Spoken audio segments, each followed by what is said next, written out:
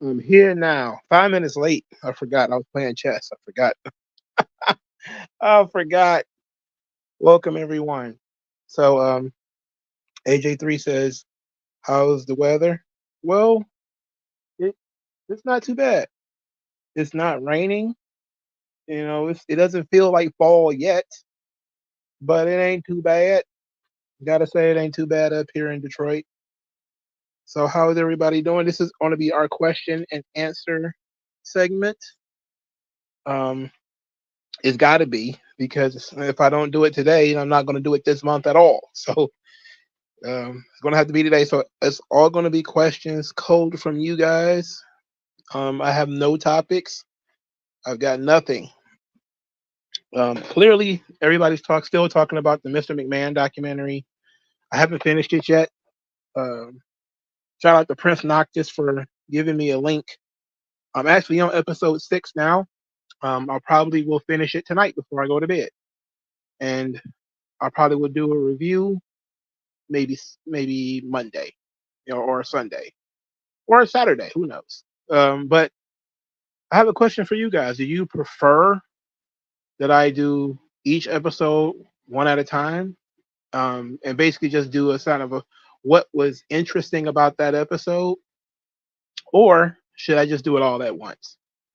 Um, I can handle it. Well, when you guys get it will depend on your answer to that question about whether it should be all at once or 6 individual topics, all stemming from the Mr. McMahon documentary. AJ3 says, "What are my thoughts on Eric Andrews' allegations?" Oh, I guess you meant Eric Adams, the New York City mayor. So this guy is accused of skimming like $10 million from the city. I didn't read the indictment. I just didn't have the kind of time. But a lot of people are saying that it's a setup, that it stems from his refusal to house migrants in New York and all the steps he took in recent months, I guess you could say, to stem the migrant flow in New York because it is absolutely devastating their economy, just like it's doing in Chicago. Um, and people think this is a retaliation. And we talked before about, the Diddy stuff and the Epstein stuff. Well, it doesn't have to be sex, does it? It doesn't have to be sex. It could be anything.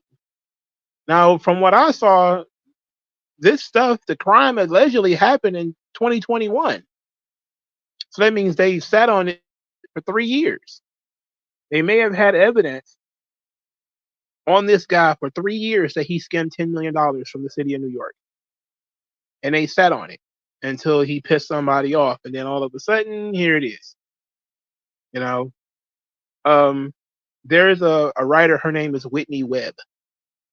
And she wrote a book called One Nation Under Blackmail. It's about Epstein. I haven't read the book clearly, but I've been following her Twitter account and everything. And she really opened my eyes to how connected these intelligence agencies can be to private citizens or to other people. And you never know. And if you studied any old situation, you know, who is a federal agent or was a part of a federal agency or has been in contact with federal agencies, because is it any kind of um, coincidence that many school shooters have already been in contact with the FBI? But the guy who tried to kill Trump, the most recent guy, had been in contact with the FBI before. Like, you never can tell. And now I'm very paranoid about people who get jammed up out of nowhere. And Eric Adams getting jammed up out of nowhere, it just smells of they knew he was doing this. They were okay with it until they decided that they weren't. Because nobody cares that you punish a criminal, you know. Um, so if he did it, they don't seem it's embarrassing for him but the timing of it is very, very interesting. It is incredibly interesting as far as I'm concerned in terms of why the bust is happening now. WG Phil says, how do you feel about SummerSlam being 2 nights at Jersey? Not thrilled about it because that's 2 nights. Something I'm going to start asking very important questions like, does TKO / Endeavor truly believe that they're going to be able to pull off 2-night SummerSlams, 2-night Royal Rumbles, likely a 2-night WrestleManias, and likely 2-night Royal Rumbles until the end of time? Because you know how embarrassing it's going to be if they have to go back to 1 night because they can't sell tickets for 2 nights? You know how humiliating that would be? They have to cut 1 night of the pay-per-view. Now, they're going to have select events be 2 nights in terms of this is so big, we got to have 2 nights. But they want to do a 2-night in the stadium. I don't know. And the ticket prices are not going down. The ticket prices are about still outrageous, from my understanding, like 30,000 for floor seats or something like that. That's outrageous for front row seats. Yeah. These are Super Bowl prices. I said this before when Mark Shapiro started talking about cutting house shows and doing dynamic pricing. They're pricing wrestling fans as if they're rich. They're not. They're not rich. Wrestling fans, on the whole, are not rich. But it explains totally why they keep trying to get, the Cardi B's and the basketball players and all these people to become wrestling fans. They want to get high-profile wrestling fans so they can fill up those front row seats. Because average people are not going to be able to spend $50,000 to go to a wrestling show. It's unrealistic. This economy is getting worse. It's unrealistic. Eventually, they're going to hit a wall. And they're going to wish they had not done all this dynamic pricing. They're going to wish they hadn't cut all these house shows. And they're going to wish that they didn't have these events be 2 nights. That's stupid. If you could swap 3 people from AEW and WWE, who would it be? D240X this question. Powerhouse Hobbs to WWE. Aleister Black, who I heard his contract is coming up anyway, to WWE. And I said Powerhouse Hobbs already. Ricky Starks to WWE. Those were the 3 I would most like. From WWE to AEW, Kevin Steen / Kevin Owens. I want him to go bye-bye. Natalya Neidhart. She can go bye-bye. And who will be the third option? Who would be your third option? Maybe Johnny Gargano? I think I want to send people to AEW who would have fun there. Johnny Gargano is friends with the Young Bucks. They worked in PWG. They know each other, I'm pretty sure. So he'd have a ball in AEW doing all the moves. All of them. Every move. So that'd be great. So those are my 3. Only 3 AEW talent I really care about right now are Hobbs, Starks, Malachi Black. There's probably a couple of other people that I care about, but those I care about the most. Ike Dadon says AEW will have a field day if WWE fails to sell another 2-night event. It won't help them none, because if WWE can't sell tickets, they can't either. They can't sell tickets either. It's not doing anybody any good for wrestling to look so bad, though. It's WWE they're still running off this idea that wrestling is hot, that we're in a boom period. It's like you're barely getting 10,000 people in the building at this point, for Raw now.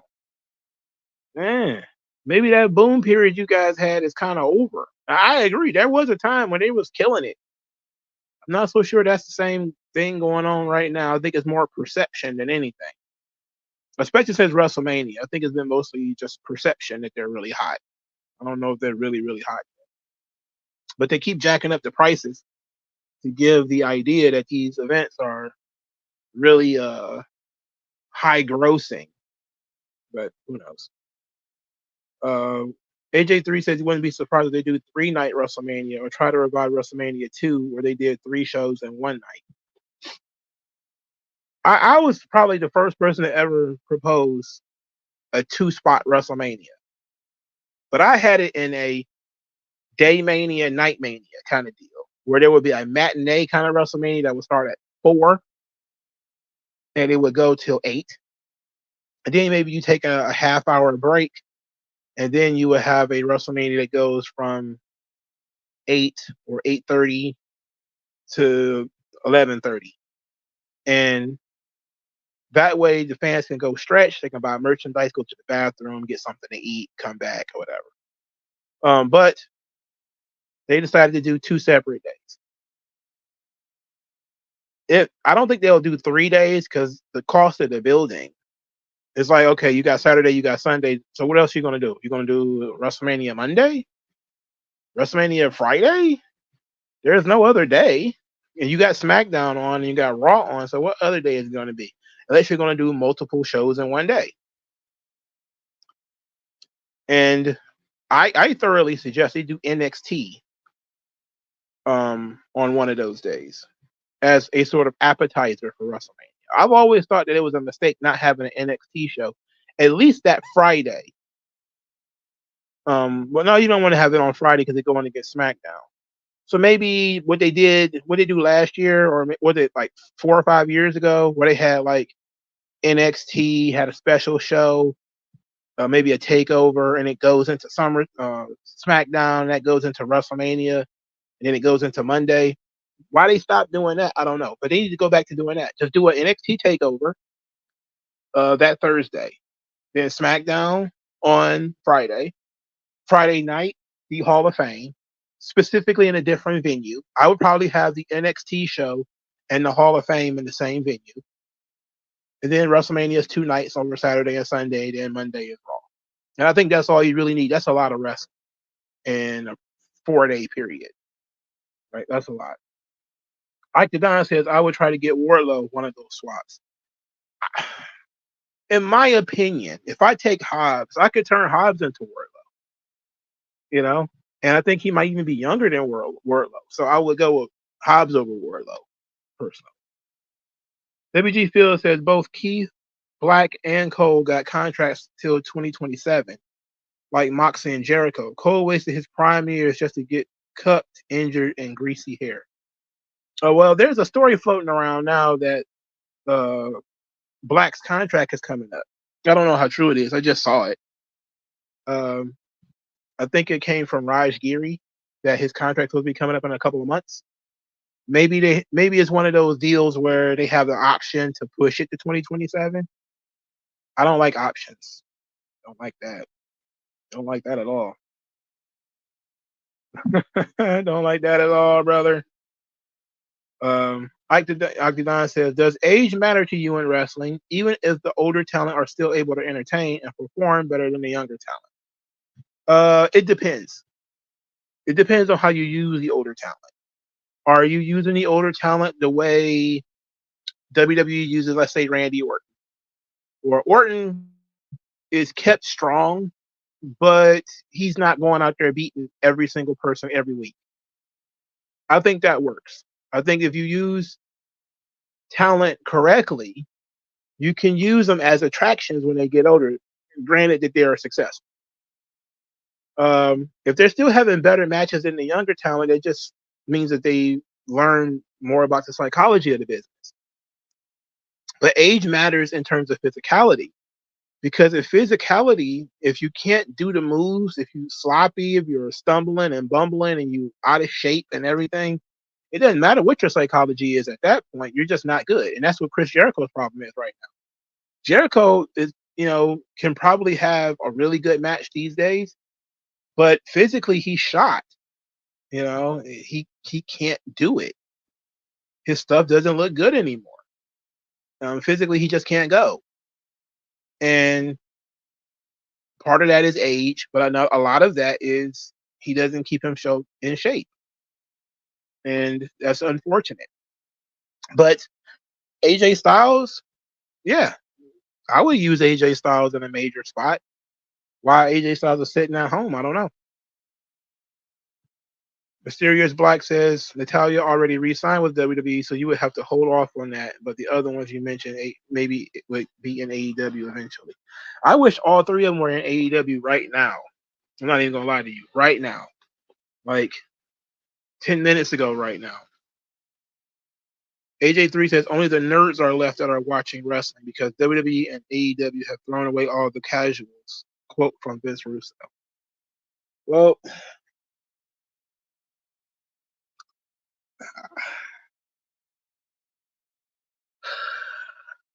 I don't know.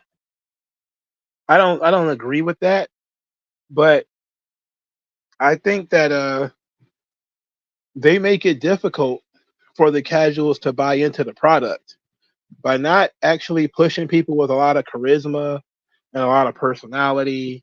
They're still doing, fun stuff. The Cody Rhodes and Roman Reigns things went viral. It got like a ton of views on YouTube and everything. Um, so they're still reaching, you know, big audiences, but it's pretty clear that there's something amiss here. And I think part of it is they started this storyline with The Rock, and then The Rock disappeared. And I think that's not helping matters, So, and Roman hasn't been around much. Mysterious Black agrees that NXT should be on Thursday before the 2-night WrestleMania on the weekend. I absolutely think they should do a live NXT takeover, and then maybe do the Hall of Fame in the same venue the same night, and then SmackDown, then the 2-night WrestleMania, then Raw. I think that's a great run right there. You use NXT as a sampler, or if you don't want to put NXT on Thursday, put it on earlier in the day on Saturday, or earlier in the day on Friday. Not Friday, because Friday is a work day, on Sunday. But you need to more integrate NXT.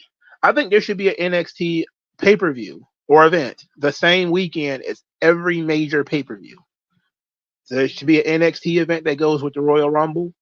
There should be an NXT pay-per-view or event that goes with SummerSlam, Money in the Bank, not Survivor Series, but Money in the Bank, and for Royal Rumble. I said it, but Money in the Bank instead of Survivor Series. But I'm okay with it if they decided for Survivor Series too.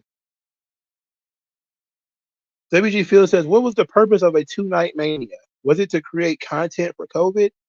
But they needed the money to make up for lost revenue. I think the 2-night Mania, I think it was for content's sake. They wanted to do these the cinematic matches, and they taped a bunch of stuff for WrestleMania, and what was that, WrestleMania 36 that ended up being the COVID Mania, and they ended up splitting the rosters and all that kind of stuff. And I think that was generally the idea. They decided to just do 2 nights. I'm not gonna lie, for the pandemic, it was genius, because we were sitting at home already anyway, so it was great. I'm still okay with it being 2 nights. I'm not super angry about it, but I don't like that every event is becoming 2 nights. Like, I can see, for starters, I would have had Royal Rumble be 2 nights before SummerSlam. There's no reason for SummerSlam to be 2 nights. For Royal Rumble to be 2 nights, it makes perfect sense because you could have a Royal Rumble match on each show. You don't need to clog the show with 2 nights. I mean, 2 Royal Rumble matches on one night. I don't need a 2-night SummerSlam. I don't really need the reason for that, but okay. I mean, it's the WrestleMania of the summer, I guess. AG Savage, do you like the idea of Hobbs with the Hurt Syndicate? Also went to Grand Slam last night, and it didn't end until midnight. Oh, Lord have mercy. You know what? I saw Mason Mansour in the ring with some guy twirling around in a circle, and I immediately said, whatever show I was going to watch, I decided not to watch it. So I think I was going to watch Collision, and I was like, you know what? Pass. I'm going to pass. And then I saw the spoilers anyway. But to answer your question, Hobbs in the Hurt Syndicate could work. I don't hate it. All right. The problem is, I think he has the same function as Bobby Lashley. And you don't want to pull a TNA where now you got MVP and Lashley going around picking little buddies. So you got Hobbs in a suit trying to be like Lashley and all that kind of shit. I don't like that. So it might be better if he opposes Lashley. You know, if he is against the Hurt Syndicate. Or, and then you can, of course, build the story later that MVP replaces Lashley with Powerhouse Hobbs, which is how I could see them doing it. Lashley and Hobbs on opposite sides for a little while. I would have Hobbs with Swerve, and they don't want to join MVP. And then, of course, you have MVP, Lashley, and somebody else.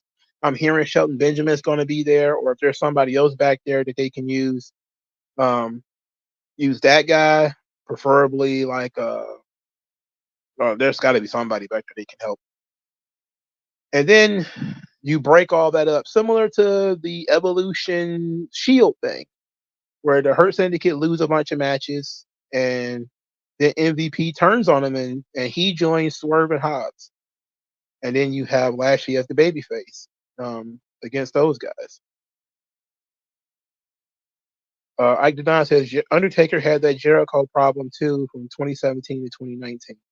Yeah, I mean the body is shot. The body can't go anymore. You know, Vince saw it, which is crazy. You know, Vince saw that he couldn't perform anymore. Just, whoa. What about Tegan Knox? Well, she's perfectly. How is her ACLs and MCLs and everything? Because I could trade her to TNA. I would basically just sell her contract to TNA. That's what I would do. I would say we're going to send you to TNA, and you're going to work out the rest of your contract against like Jordan Grace, or we're going to trade you for Masha Slamovich. I don't think Tegan Knox would even be worth anything to AEW. She'd be a Rampage level performer. DT40. 5 people you potentially have beat Cody for the title, not counting The Rock. Well, I don't think I would have The Rock win the title anyway. So, number one, I probably would just consider Jacob Fatu. It's too soon for him to get, and I actually agree with Rikishi about the super push for Jacob Fatu. It's a little fast, but as long as he isn't overexposed, it should be fine. But I would consider Jacob Fatu, but that means Cody would have to have the belt another 6 months or so. I would consider Randy Orton for storyline purposes because, you know, they have the history with Legacy and all that. I would consider John Cena, you know, one last title run at the end of his tour, maybe even steal the Bryan Danielson idea where he says this is his last championship run, and when he loses, he's done. I would consider CM Punk because I think that they could make something out of that. And I don't think they've ever worked against each other in a major angle before. And I would clearly support Braun Breaker for obvious reasons. Braun Breaker fucking rules, but the company doesn't seem to think that. And then, of course, the outside chance would be like an Oba Femi or something like that. But I also will be open to like Logan Paul winning the belt. You know, so I will be open to that. But those are like the guys I would most, because you want to protect Cody, you don't want to overdo it. John Cena would have to beat him clean, and I maybe not thrilled about that idea because Cody is the top babyface right now, so maybe not clean. But I wouldn't have, you know, John Cena turn heel or anything like that. That's why I say, you know, maybe Roman. I mean Randy. I wouldn't put the belt back on Roman. He don't need it anymore. Mysterious Black says, "My goodness, no wrestling show should be that long. Hence why I like WWE format for pay-per-view, 2 to 3 hours max, and get out." Yeah, I just wish they varied the matches up. knowing there's going to be 5 matches every time is kind of suck ass. I would suggest that they have 5 sometimes, 6 other times, 7, or vary it up. One of the things that I've always thought that they should do that they haven't done is use NXT on the pre-show. Is use NXT on the pre-show. For instance, you got people in the building. The pre-show is like 2 fucking hours. Like throw a couple of NXT matches on the show just to get those, guys and girls out there in front of the crowd. That's what I would do personally. I would just take like a 6-man tag or something featuring the NXT talent. Like, why not? What's the worst that could happen? People like it or they don't like it. If they don't like it, then they can go back to listen to Jackie Redmond talk for 2 fucking hours or whatever. But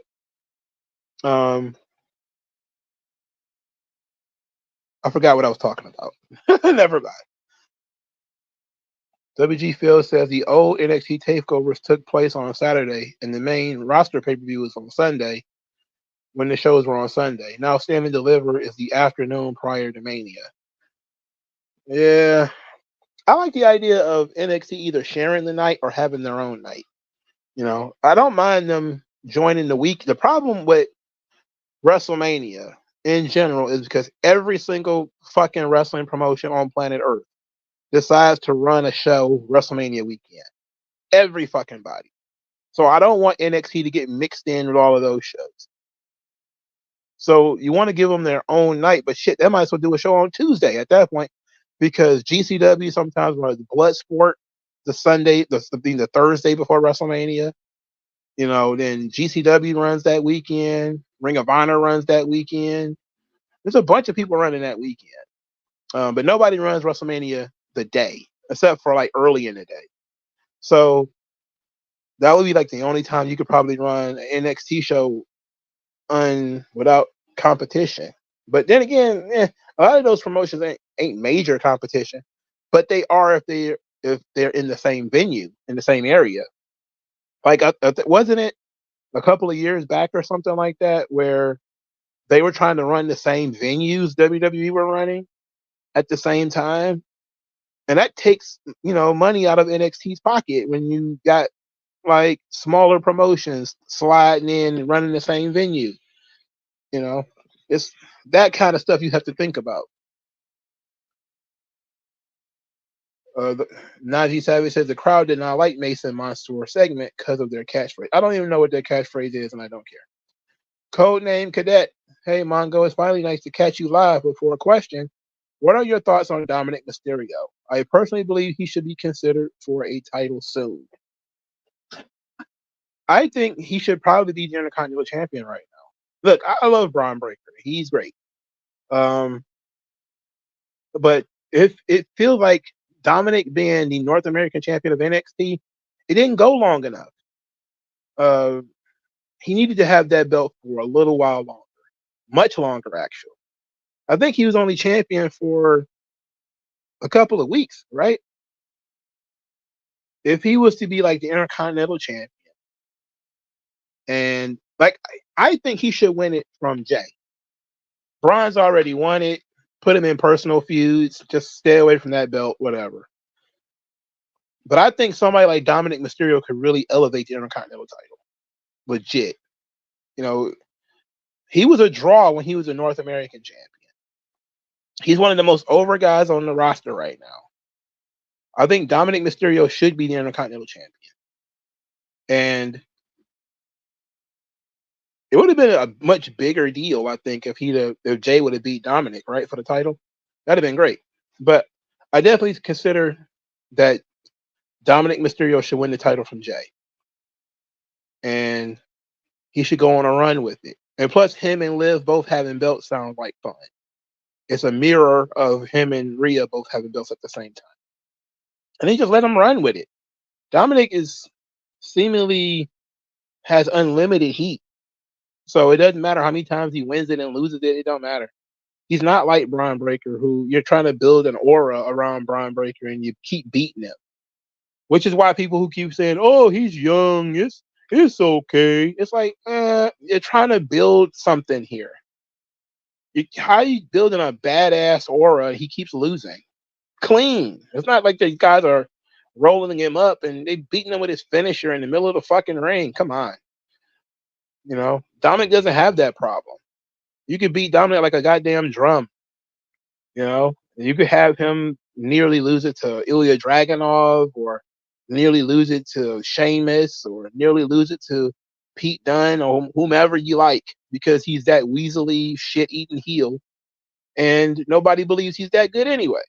So it works. He's a perfect Intercontinental Champion, a very honky-tonk man-ish Intercontinental Champion, and it probably needs to be somebody like that right now after having such a dominant champion in Gunther. And then trying to, Sami Zayn was a fighting babyface champion. That was fine. And then you had these sort of quote unquote dominant, even though he only had like 2 title defenses with Braun Breaker. It's a change of direction for the title.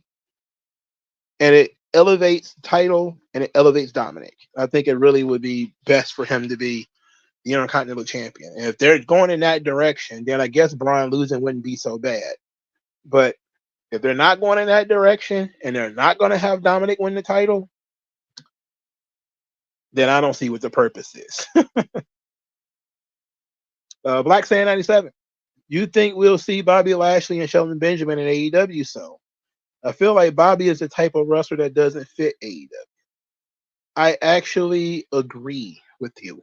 I don't think he works well there. But they're going to put him in there with Swerve, and AEW does care about Swerve. So outside of his feud with Swerve, I'll be concerned. But the initial feud with Swerve, I'll be okay with that. That seems to be the issue with AEW anyway. They always have at least 1 or 2 good ideas with you. And then you fall off a cliff. It's like, oh yeah, we got this great idea. It's like, yeah.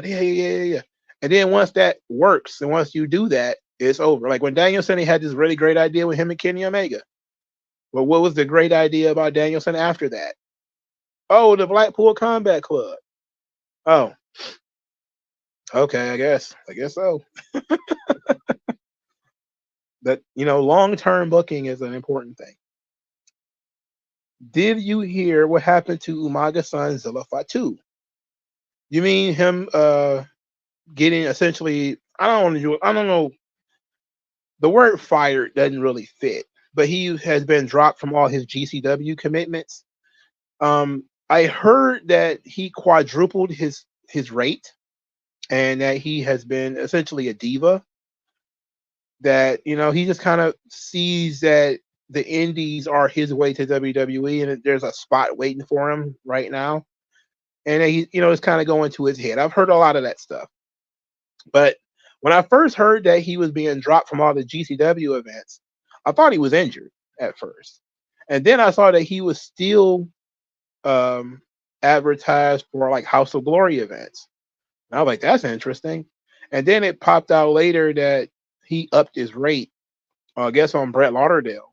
And then Brett Lauderdale put out a tweet saying that if you have less than 40 matches, you shouldn't be asking for like flights for your entourage and your management and all this kind of stuff. And I was like, damn, he getting down like that? I was like, it couldn't be about anybody else but Zilla. And we know that he had issues with Booker T before, when he was getting booked in Reality of Wrestling, and then there was a time when he got dropped from those shows too, and then he ended up working his way back. So he's a very young guy, man. I've seen him live at the GCW shows. I actually like him. He's very aggressive. He's big. He's very green. I think if he'd got the chance to work with Jacob a little while longer, he'd be better. But Jacob got snatched up to WWE. And it's clear to me that he's on their radar, that WWE is watching, and he's fucking it up. That's what it feels like to me. It feels like by not keeping his commitments, doing weird stuff, if these things are true, of course, then he's actually just going to end up spending more time on the indies. And I also heard that he was going to sign to AEW. And I was like, I guess that wouldn't be a bad deal for him, you know. But I heard the same thing about it was another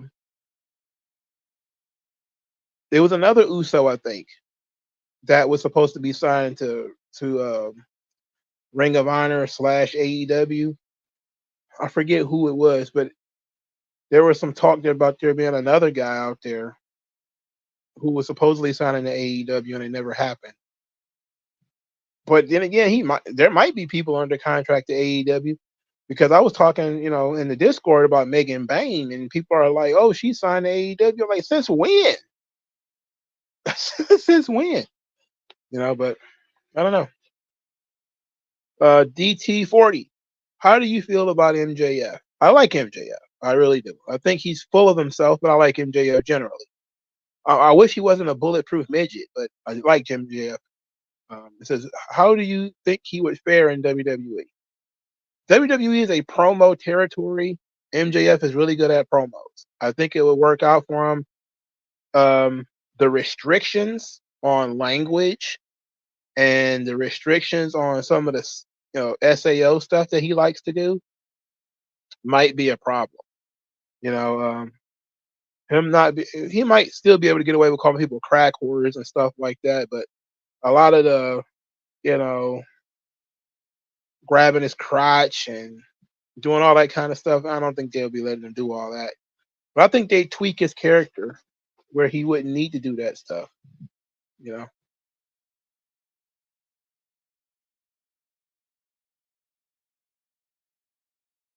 Bishop Marley says, "What's up, Mongo? What do you think of the Mr. McMahon documentary?" It's interesting right now. It's interesting. No new ground is being broken on it, except for they talking to Vince about situations he's never really spoken publicly about. I think the Rita Chatterton part was the most interesting, and Vince sitting down talking to these guys about that stuff was interesting. But I just find Vince McMahon fascinating in general, though.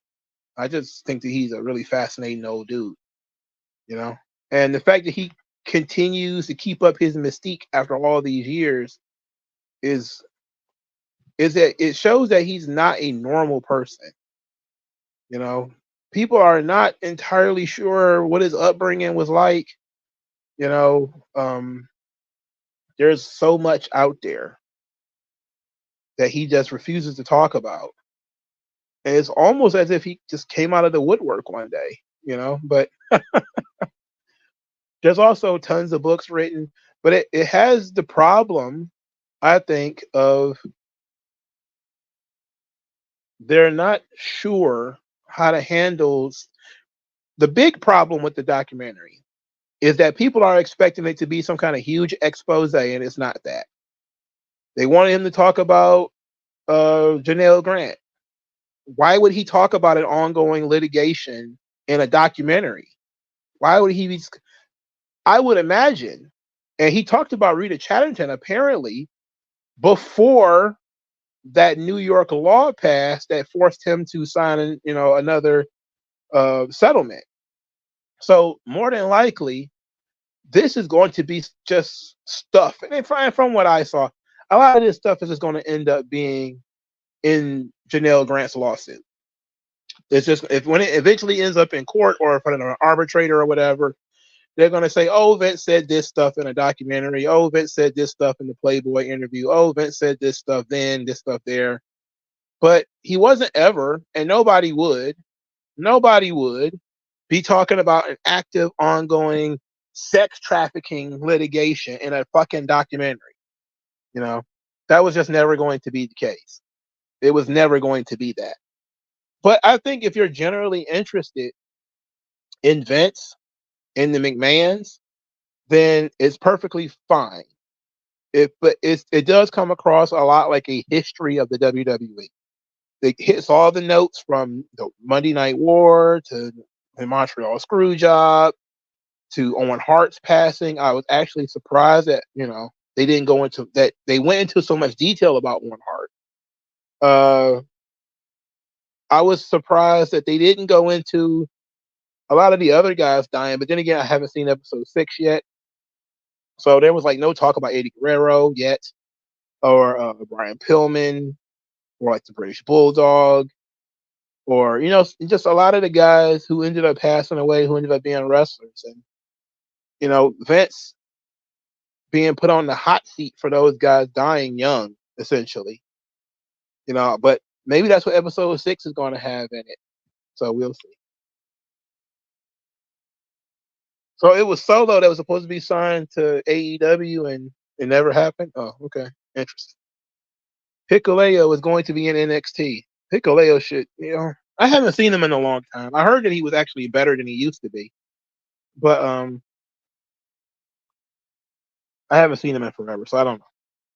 AJ3 says one episode on the Miss McMahon documentary involves Brett talking about his brother Owen's death, and Brett playing the victim again, saying they killed my brother to get back at me.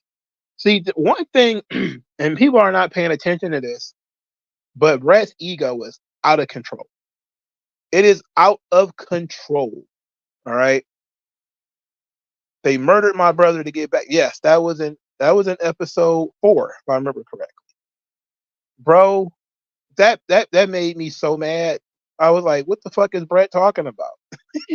Like, why would they kill Owen to get back at you? And get back at you for what? You punched out Vince and went to WCW just like he wanted you to. Why would they be mad at you? I don't know. But there was a book called Pain and Passion. It was written about the Hart family. That's a fucking dysfunctional family too, brother. But in that book, one of the things you see a lot is how much of an ego people talk about Brett have. What did I say? That Brett has a huge ego is a regular conversation piece amongst the Harts. And I think Scott Hall even talked about going to Brett's house and seeing all these pictures and photos of himself on the wall and all that kind of stuff. And Scott was like, what the hell is this? But yeah, that was ridiculous. Brett's ridiculous for that. But it's such a sad story that nobody catches him saying weird shit like that. Bishop Riley said he didn't think it was going to break any new ground. People thought it was going to be a hit piece, but it doesn't come across that way to me.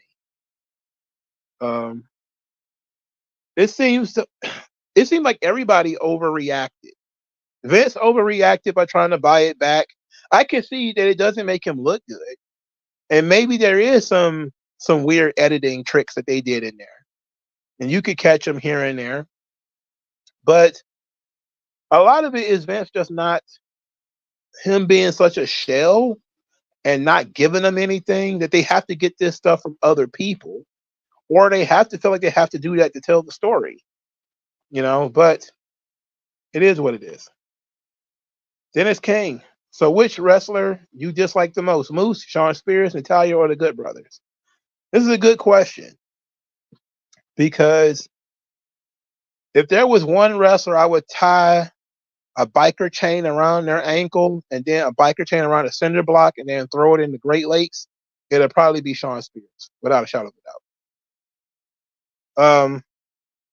WWE TNA awful. If they wanted to see a McMahon hit piece, they should have just watched a compilation of shoot interviews of dudes whining about their feelings dealing with him. Yeah, I mean, it's never going to be enough of a hit piece for the people who hate him. It's like they don't want. I will say this, and this I think was in episode 1. I was deeply concerned about this. They mentioned the Jimmy Snuka conspiracy theory, and apparently didn't even ask Vince about it. Like there's this talk about Jamie Snuka murdering, Nancy Argentino, and there's briefcases full of money and all this kind of stuff. I'm like, wait a second. You can't imply that the fucking guy bought off the cops and not ask him about it. Like you're not gonna ask him and let's get his word on this. And also, I don't like that theory because it doesn't tell the truth. That's from Dark Side of the Ring. I hate that shit. People like the salacious story. They don't like the truth. The truth ain't got shit to do with no goddamn briefcases full of money. You know, the truth is far more simple. It's far more boring. The morning call, I posted this in the Discord, tells the story that Nancy Argentino was killed, multiple blunt force trauma to the head. Said it. The coroner said that it was a homicide until proven otherwise. The only suspect was Jimmy Snuka, but there was no evidence to charge him with. They did a interview with Snuka, and Vince was there, and Vince maybe had a briefcase with him. Who knows? Snuka says Vince had a briefcase with him. I think he wrote it in his book or something. And that was it. Vince was with Snuka when they did the conversation. And over the years, the only evidence that they have that Jimmy Snuka actually killed Nancy Argentino is that he keeps lying. He was lying about it. And that he lied and told different stories and all this kind of stuff. That was the only evidence that they had. Look, we can say we know almost for certain that Jimmy Snuka is the one who killed Nancy Argentino. It is almost without question. But they can't prove it. So why are we sitting here talking about briefcases full of cash? Just tell the... It sounds better for Vince McMahon to have a briefcase full of cash, doled it out to the Allentown police department and the judges and the prosecutor's office and all these people. That sounds better than, yeah, it was probably a homicide, but they couldn't fucking prove it. Outside of, you can't throw the guy in prison because he's a liar. Well, you did it because you're lying. You're lying and you're telling different stories. It's like he should have been in jail for being a domestic abuser.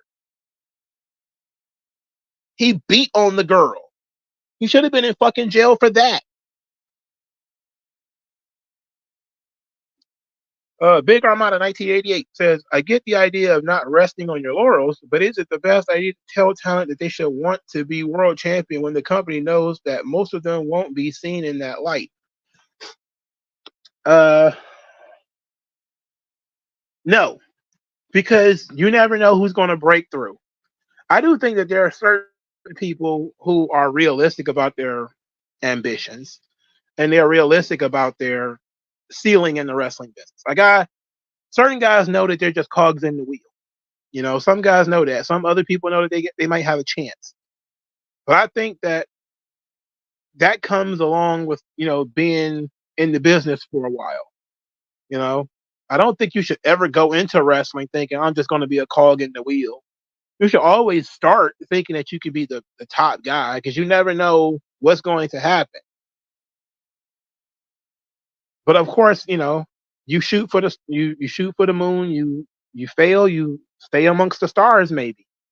You know, but there's a lot of guys on the indies right now who I'm not paying attention to them. Nobody else is paying attention to them. But maybe they fuck around and go to a WWE tryout. They slip, fall, and make it in there. They get onto NXT. They're incredibly unimpressive. Then they get to the main roster, flip a switch, and all of a sudden we all want them to be world champion, and they become world champion. I mean, that's what happened with John Cena. You know, it's happened to Batista. It happens sometimes. So I wouldn't tell people to not have any ambition. I would say that, you know, if you're 10 years, 15 years in and you're, you know, you're grinding and grinding and grinding and it's not working, maybe you ought to be better off just being like a Mustafa Ali kind of guy who can, you know, go around collecting some decent money, take care of himself, but he's not going to be the WWE champion in main event WrestleMania. It's not likely. And guess what? We ought to normalize it being okay to not get that far, but to try. I don't want to tell people not to try. I just don't want to tell people that it absolutely can't happen and absolutely will happen.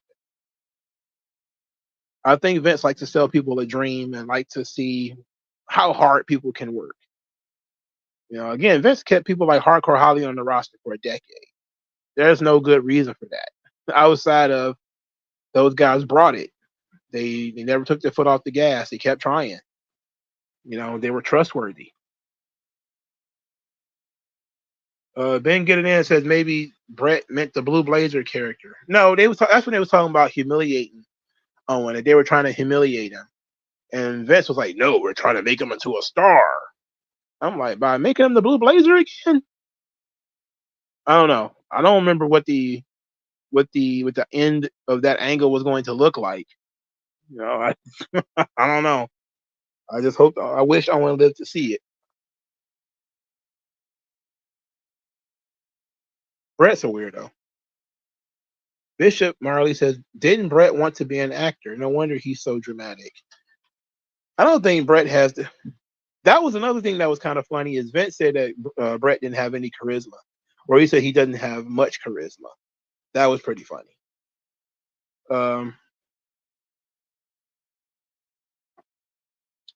Ike Dedon says, "Speaking of Jimmy Snuka, do you think Tamina's career was damaged when they decided to charge Jimmy Snuka besides her not being that good?" No, I think it was mostly her not being that good. That's what I think it mostly was. I think Vince kept her on the roster because he always felt like he owes some of these people who have been around for a while and they got the family tie. He want to keep them busy. I think he probably did that. I don't know if Triple H and Endeavor is going to keep that going or not, which probably not, but I don't think it really derailed her career at all, to be quite honest. Ricky Cornflakes is my dog, for real, for real. Coordinating Cadet, do you ever see yourself stop watching wrestling? I go myself go through phases every now and again.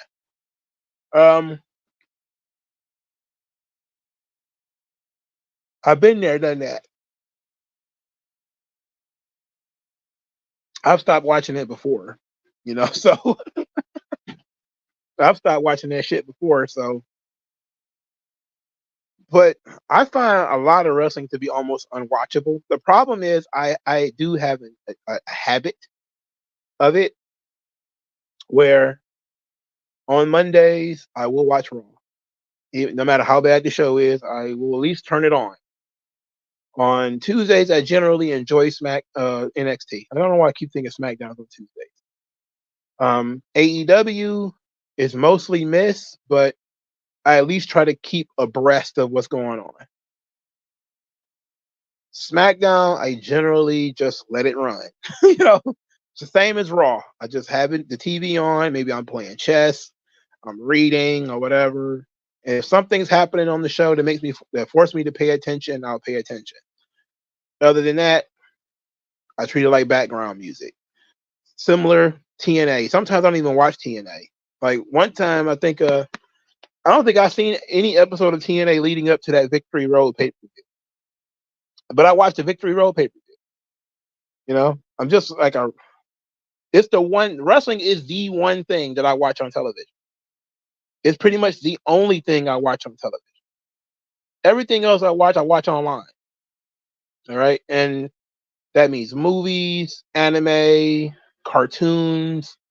I watch YouTube videos all goddamn day. I don't watch TV. Right. But when wrestling is on, I turn my television on. And I'm just used to that. And I was and plus, you know, it's a Monday night habit. I've been doing it since I was a kid. Even when I wasn't watching Raw for those, what was that, 3 or 4 years that I stopped watching, I still kept up with it through the dirt sheets. So there's some stuff that I don't remember seeing because I likely didn't see it, but I probably followed it through the dirt sheets. And that's how a lot of people who don't watch wrestling continue to follow it. They follow it through the dirt sheets. I did not say he stopped watching in 2009. He started watching in 2009. Stopped in 2018. 2020 men's the pandemic Royal Rumble. No, that was before the pandemic. Dennis King, if you were booking WWE Raw and SmackDown, what are 2 things you would do to help lift the shows? Well, shorten the matches, change the talent that are being pushed. There is a lot of talent who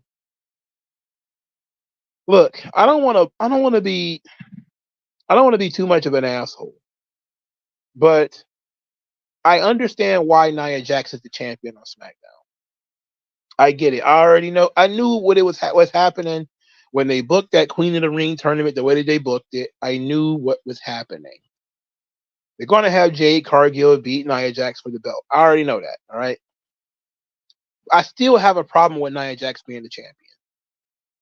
I have a problem with the entire division being around Nia Jax and Bayley. I like Bayley, but Bayley's a role player. Bayley, you can do a lot of fun stuff with her. She's very, very flexible in that way. I don't know about her being a centerpiece of the division. I'm not so sure about that. I don't think she's on that level. You have some real bombshells on that division, like Tiffany, like Bianca. There's some girls in NXT you can bring in and mix them up. You have some really good humor characters like Chelsea Green you could play with. Naomi is somebody you can use a lot on the show. She's very popular. She still can't talk for shit, but there's something there. Somebody like Shotzi, there's something you can do there in terms of the women's division. Now, the United States title is where the bulk of the problems are, because a lot of the mid-carders just beating each other back and forth, back and forth, back and forth. We watch Santos lose every week, and we watch Andrade lose, and we watch Carmelo Hayes lose. And then it's like none of these people feel special. None of them actually matter. And that's where we need to do more personal feuds in the mid card. And a lot of it is the stale shit with like Kevin Owens, who's like, he's super stale. I can't stand that fucking guy. So we need to replenish the mid card. That's on both shows, but the mid card on Raw is a little bit stronger. They have more time to play, and they have Judgment Day and Dominik Mysterio and all that stuff going on. So it works. But SmackDown doesn't have that. It's just guys beating each other every week, and it doesn't seem to go anywhere. These things need to be some more consequences for the mid card. The tag team titles on both shows are dreadful, absolutely dreadful. So if you're the key, and this is the secret, the key to your mid card is the tag team division, right? Because you can use 4 talent at one time.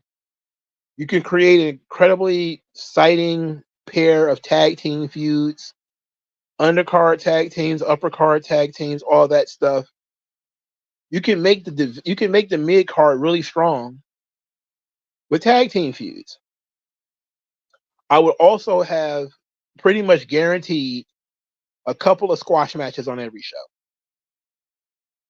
just to get people over. And those squash matches wouldn't last long, but they would really give them a chance to showcase what they can do. Local competitors or NXT talent with masks on, much like the Young Lions system in New Japan, where fucking Brindley Reese and Carmen Petrovic are going to wrestle Isla Dawn and Alba Fire on SmackDown. The match is going to be 3 minutes, just to give you an opportunity to see what Alba Fire and Isla Dawn can do. Then the next week they wrestle 2 other girls from NXT, so they get to build the winning streak. And then you're not beating the same people over and over again, and they're not beating people that you're going to be turning around and trying to push later. Like, why isn't Andrade beating, like, I know he's injured right now, but Javier Bernal on SmackDown? Like, he could beat him in 2 minutes, 3 minutes. Look good doing it, get over, whatever, and build a winning streak. Instead of, we're just going to have him wrestle Carmelo Hayes in this forever 50-50 thing. It's just not going to work. And that's how I would save both Raw and SmackDown. You vary it up. Maybe you decide we're going to have 6 matches on this show. 3 of them are going to be squash matches. 2 of them are going to be star versus star, but there's probably going to be some kind of schmoz finish. And then the actual main event where you get an actual winner and an actual loser, and the match actually matters. So don't keep anything in the ring that doesn't matter in the ring for too long. I also don't like the idea of booking stuff to happen the same night. Oh, we're going to have this opening segment that's going to lead to the match at the end of the show. No, shoot that kind of shit online. You know, just book a show regularly, like AEW used to do that, right? Just book a regular fucking show. The main event should probably be a storyline driven match that you can build throughout the show. But everything else should basically just be either these two guys were feuding before or they got into it last week, and these other guys are just wrestling jobbers. They're going to beat them. It doesn't matter. Give commentary a chance to talk them up. Give the fans a chance to see them. Get involved with them. Do a cool move here and there. Get a pin. Get out of there. That should be the show every week. That's how the show should be. Rotate your jabronis. Push your top guys or the people that you want to use later. And then your top guys do stuff throughout the show. That should basically be it. Instead of having these guys beat each other to death. It just doesn't make sense.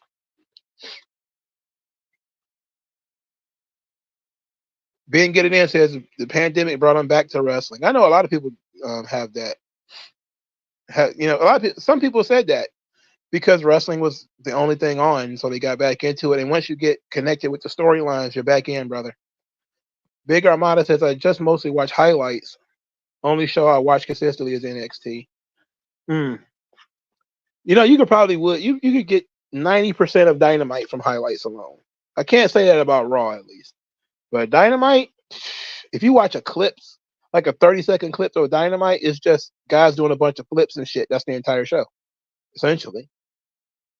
Part of the people don't talk about this, but the reason the ratings are going down is because these shows are not must see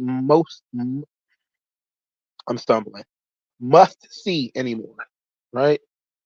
There is no reason for you to watch this show. You'll just find out next week, or you'll find out on social media.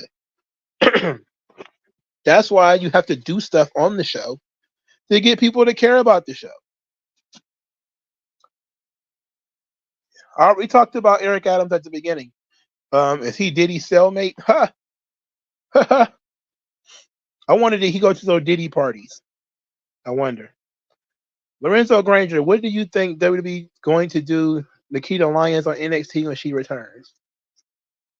If she ever comes back, I don't think she's going to last much longer, if we're being honest. She just seems like the kind of person they're going to cut, maybe in the next round of cuts. It's just they're not getting out of her what she's been injured most of her run. And I know a lot of it is because she's heavy. She's a big girl. If they decided to use her correctly, you could probably get a lot out of Nikkita Lyons. But she has to stop tearing her goddamn MCLs and shit. I don't want her to be Nia Jax in 10 years. So I think she should probably pull events and ask baby girl to lose some weight. I know she got all that ass and all those thighs and everything. That's great. But she's only like 25 or something like that. And I know part of the reason why her legs are so bad is because she's carrying so much extra weight. And it's not like she's a big fat girl either, but she's doing things like, giving her jumping and doing the splits. Maybe don't do stuff like that. But if they use Nikkita Lyons and she's a big powerhouse, where she's bench pressing girls or, really laying in her clotheslines and shit like that, working big, she could be money. I know she does like martial arts shit too, and you can mix that in there too, but she'd be working like fucking Diesel. If I was in creative, she would not leave her feet, and she'd be fucking she'd be Kevin Nash, man. That's it. Hair flips. So, people will get into it because she's fine and she's thick. So she don't have to do a lot. She ain't got to go out there and do no 450. So, Ike Dedon says, I didn't stop in 2018 because it was bad. Got into NBA heavy, but like you, I kept up with through YouTube. I think Nikkita Lyons should team up with Jada Parker and Lola Vice versus the Mean Girls. Yeah, I don't even remember how she got injured. Maybe that would work if I remembered how she got injured. I think she's kind of a bland baby face. I think she probably could work better as a heel. When I saw her in WoW, she was bland. I think the gimmick that they gave her works for her though. You know, like she was like this kind of pop star kind of character. I think if you give her like a Melina kind of entrance, it would work. Like if you was to like recreate Melina with Nikkita Lyons, it could work. You know, where she thinks she's like, it's kind of like the honky tonk man kind of gimmick, where she thinks she's this big star because she makes music and all this kind of stuff. Like she does music videos and shit. Have her, do her own theme song. In fact, I would probably run a rib of Mercedes by having Nikkita Lyons do a parody of it. Like she does her own little theme song with the chant mixed in and everything, and she does a little dance that goes along with it. I'd just be petty and tell her to do that. You know, I guarantee you it'll work. There's a lot you could do with her. She's a talented girl, man. The only problem is she can't stay healthy. And when she's out, it's not like she's out for a little bit of time. She's out for long periods of time. Like I think she was out for like 8 or 9 months the first time, and now she's been out another 8 or 9 months. It's like this has been the majority of her contract. It's almost as bad as Tegan Knox at this point, and Dakota Kai. It's like Jesus Christ, what's happening that some of these people's knees and shit just can't stay together? What's going on? Ike Nadon says the Royal Rumble is going to be interesting in a few months. The women's Rumble was good last year. The men's was okay this year. I think it's pretty much already in the bag for Jade Cargill. I think she's going to win the Rumble and end up fighting Nia Jax at WrestleMania. I think it's already in the bag.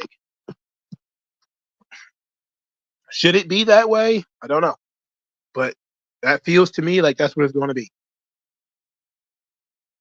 Najee Savage says, I'm convinced to why Julia and Vakur went to NXT, or confused why they put Stephanie Vacker and Julia in NXT when girls like Parker, Vice, Jordan, and Pax are going to get shafted now. I don't think so. I think that especially Jada Parker and Lola Vice and Kalani Jordan, well, Tatum Paxley too, all the girls you mentioned, they're all young. Kalani Jordan really doesn't, she's very young. She doesn't have a lot of experience. Stephanie and Julia both have a lot of experience. And part of the reason these girls part of the way these people can get better is by working with people who are better than them, people who have a lot more experience. And that's the benefit of having Stephanie and Julia in NXT, is that they get to work with people who are green and help them through the match. Help them learn. That's the benefit. Dennis King says, growing up watching wrestling on Saturday mornings, most all of the matches were short, and the final match was 10 to 12 minutes at the max. And that's what I think an ideal wrestling show should be. I think that if you slam a lot of stuff in there and you do some squash matches, sure, people hate squash matches. I get that. But if you have entertaining personality, people will get over the squash match. And you can get over in a squash match. But it doesn't need to be 3 hours of squash matches. Like, that's unrealistic. But if you have one legitimate match per hour, let's say for Raw, that's 3 matches. And if you have 8 matches on the show and all the other matches are squashes where a guy gets over and he gets a chance to cut a promo or do something dastardly to the jabroni after the match, like when Cactus Jack was dropping the elbow on his partners after he lost. That kind of shit where you can build stuff out of the jabroni match that might make sense. Guys cutting promos about how they got on a winning streak and how they can't be beat and all this kind of stuff. This stuff could be fun. It could be cool. You can make it interesting. And then, of course, you have a lot of time to eat up with promos too. So there's that. Yes, Nia Jax has improved quite a bit from her first run. Squash matches for the NXT 2.0 Kids Tag Division will continue to be two random wrestlers put together. Mid-card dive with the middle class. You got it. To me, the fact that Tiffany Stratton isn't out there beating up jobbers and getting over is a crime. She's over right now because she's pretty. That's the big thing right now. It's not because she done anything. She won the Money in the Bank and she hasn't done anything since. Has she won a match since then? I don't think so. So now we're in a situation where she could be on a winning streak. She could be doing something fun. She could be in a feud with somebody. You could be doing, like, I know she's a part of this Nia Jax thing, and there's a level of interest there. But they could be doing so much more with a lot of the people who are on the roster, especially the young talent who need to get over. You know, so. Lorenzo Granger says, in my opinion, you are right. Nikkita Lyons the better as a powerhouse. So Sasha Banks, yes. I literally would just steal her gimmick and give it to Nikkita Lyons. That's what I would do. She ain't using it. Codename Cadet says, I have my doubts of the booking of Triple H. I feel like people overrate his decisions a lot solely because it's different from what Vince has done for years. How do you think he has done so far? I think it's been very poor outside of the very top level, which has a lot of involvement from Cody himself, Roman himself, Rock himself, and Heyman. The Bloodline shit. Outside of that, it's been mediocre to poor. The Gunther stuff is working because Gunther is making it work. And as long as he's put in that position, he's going to perform, at least to the level that WWE wants him to perform at. And Triple H is not going to take his foot off the gas when it comes to Gunther. So forget it. Dominik Mysterio is working. That's probably the best thing on Raw is Dominik and Liv and Rhea Ripley, clearly. But that's because those people are so talented. And Liv is like the least talented of the three. But she's got a work ethic that keeps her in the running. It keeps her in the conversation. When at times you're like, oh my God, Liv is terrible. But she's great in this role with Dominik. She's been great. So even if she's not having great matches or cutting great promos, she works as a great pairing with Dominik. And that's keeping Raw afloat because everything else has been a disaster. The obsession with Judgment Day and this fucking LWO, I can't believe this stuff's still going on. You know, you've got so many talented guys on the roster that you don't use. I mean, how many times we got a Dragon Lee wrestling Carlito, you know? Why isn't he working matches and winning and getting over and doing stuff, doing fun stuff, getting into feuds? I don't know. It's weird. What do you think about Lola Vice going used well on the main roster? I want Lola Vice to be champion. She deserves it. She's a major superstar, Lola Vice. Oh, she's a superstar, all right. She got it right in her back pocket. I like Lola Vice too. She can't talk for shit, but I like her. She's got charisma. She's got personality. She understands who she is and what she is. She, like Carmen Petrovich, like Nikkita Lyons, has that sort of martial arts thing going where they try to be beautiful and playful while also being like badass martial artists. But only Lola really has shown that she can look good doing it. And what I mean by that is her stuff looks better than Carmen, who's, you know, young, green, and Nikkita Lyons, who didn't have a lot of experience in WoW before she came to WWE. But I would hope that Lola Vice would be a success. I think she would have been a bigger success under Vince. And I'm not so sure if Triple H is going to fully appreciate Lola Vice. I'm concerned about that. But I think once people get a taste of how good she is and with her attitude and how, like, I'm not so sure she's great as a babyface right now. She's kind of bland. They took their foot off the gas. It seemed like she was going to be the champion, and then they signed these girls, and now they're going to put them in the spot, which is kind of whack. But whatever. But I wish they just didn't turn her babyface. That was the big problem. I thought she was going to be the champion. Then they signed Julia, and they're going to bring her in. They kind of fucked everything up. So it is what it is. But to answer your question, I would like for Lola Vice to be champion as well one day.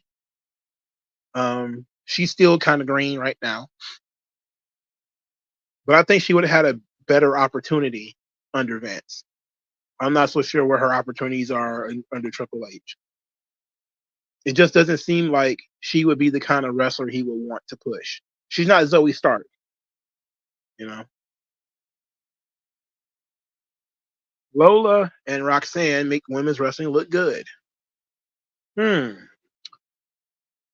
Roxanne tries very hard. I think she's a role player too. You know, she's very Serena Deeb-ish, where you definitely she's definitely worth having on the roster, but she's a Dean Malenko.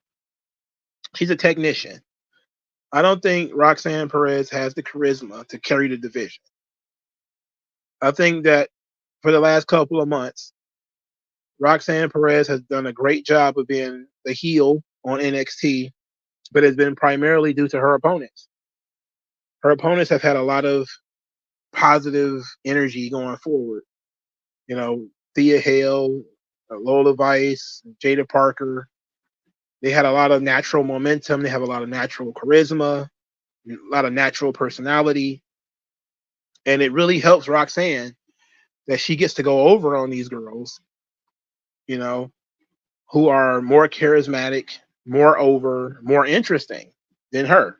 And I don't say that to denigrate Roxanne because she's very young. She'll get it eventually. But when it comes to personality, she's damn near the bottom. She's down there with Ava. Like I said during the NXT review, nobody responds when she talks. Like, we don't believe Roxanne. We don't know who Roxanne is, and we don't believe her. You know, like that's deeply problematic. So I don't know. Maybe she needs to be put in a stable, and she needs like some verbal coaching. She already made her own theme song. Oh, okay.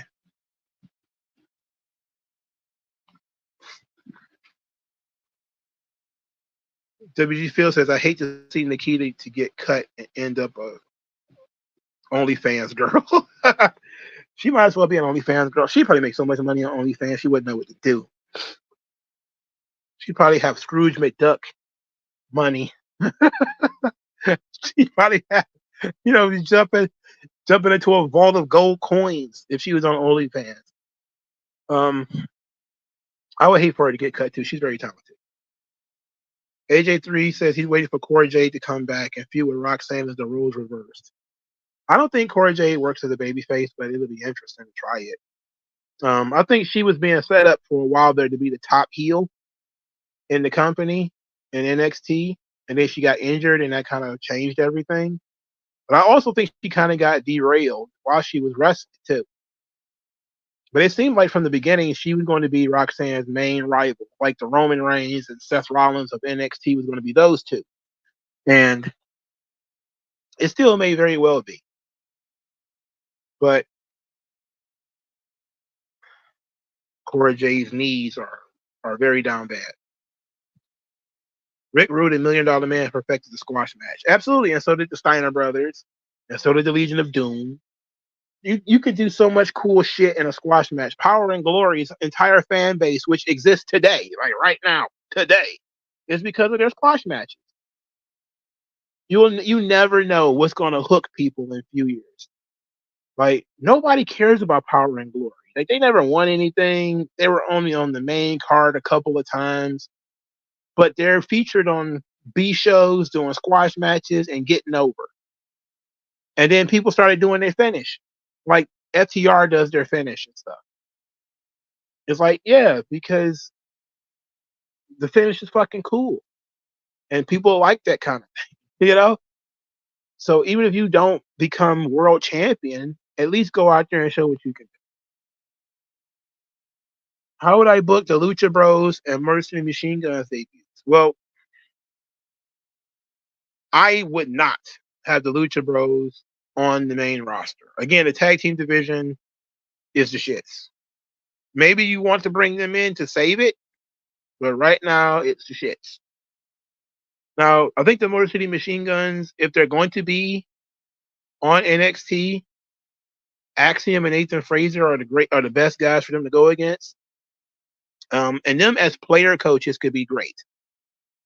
And but that's what makes you strengthen the tag team division, because there's so many guys who need help in NXT because they're young and inexperienced. To have those guys in there, and look, I don't necessarily always agree with Saban and Shelley's style. Like, part of the reason why I hate the Young Bucks is because the first time I saw a Motor City Machine Guns versus Young Bucks match on television made me hate all four of them. I didn't want to see anybody succeed.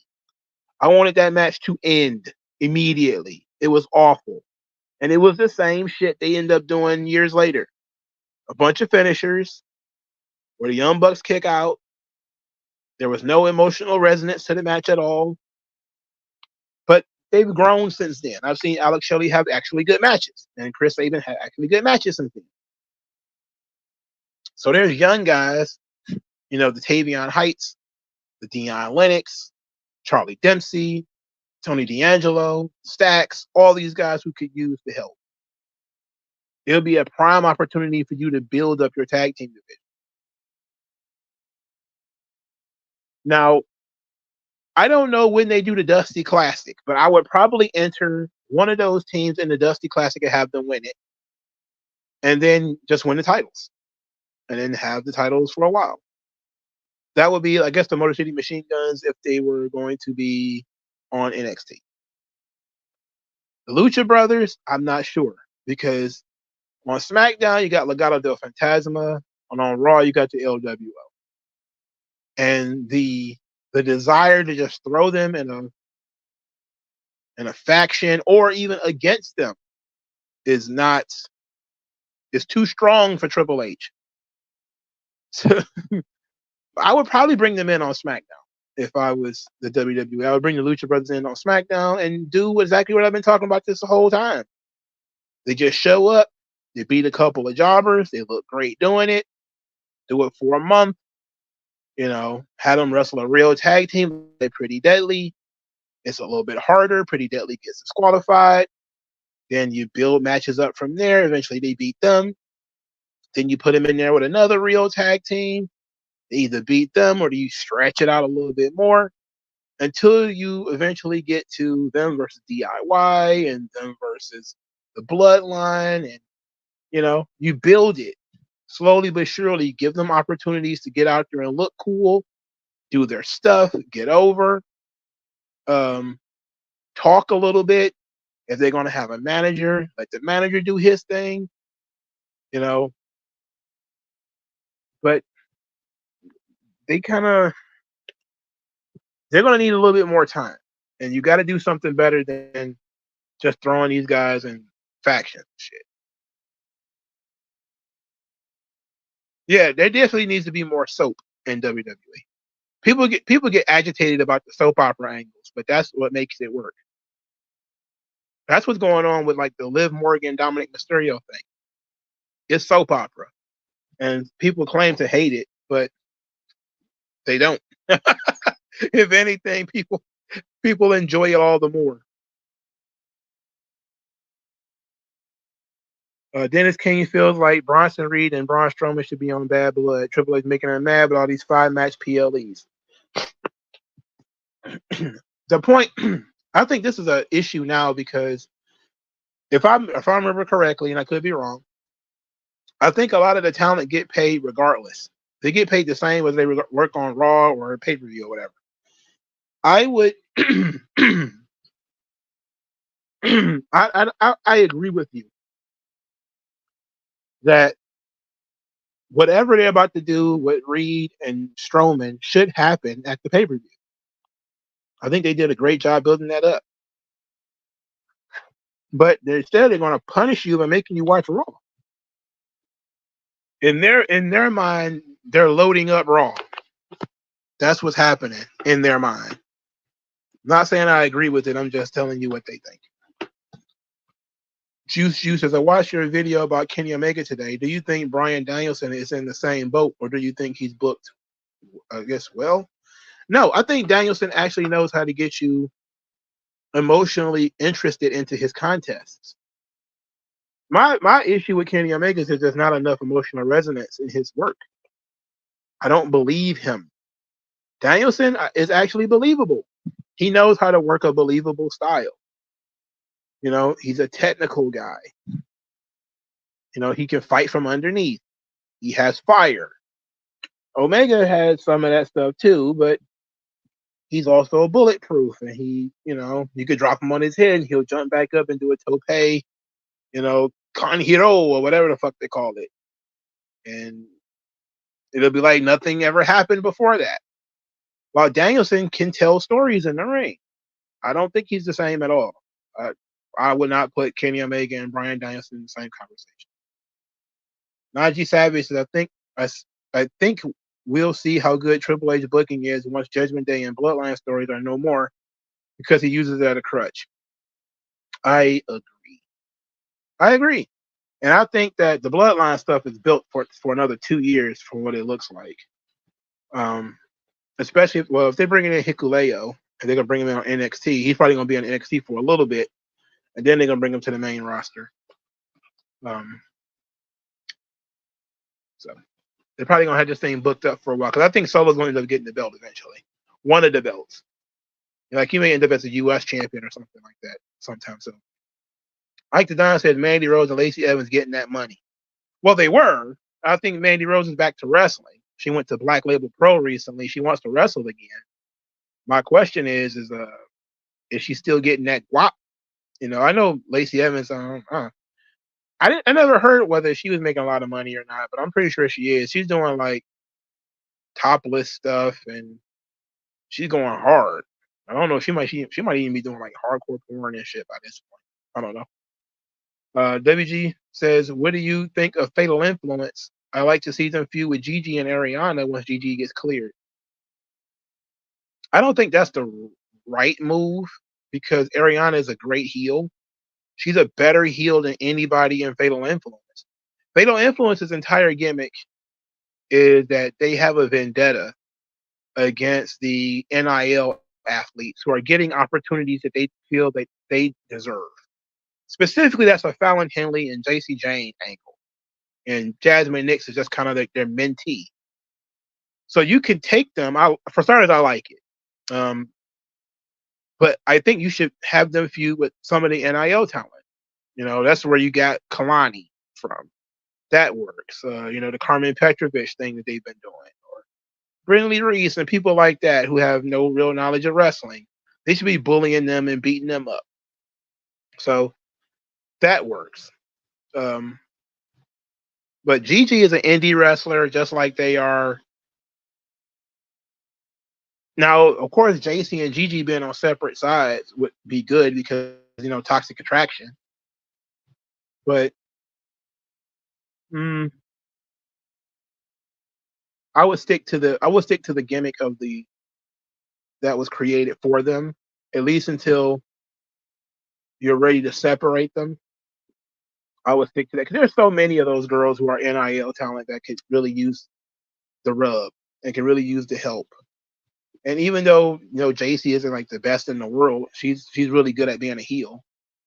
She's not a great wrestler about any stretch of the imagination. She's a good heel though. And Fallon Henley's like a mixture of good and also needs help. But she's good enough, I guess. But they also didn't do a lot with Fallon Henley either. She never works like long main event matches. So we don't know how good she can possibly be. X91 says, do you think the Buckaroos fan base take wrestling as a fad like they did in the Attitude Era, and they actually love wrestling for wrestling? I think that they actually like wrestling. I think that they're nerds for wrestling. They just, I wouldn't say that any AEW fan don't really like wrestling. I think they love it. They probably love it too much. The problem is they really don't have a concept of what works in wrestling.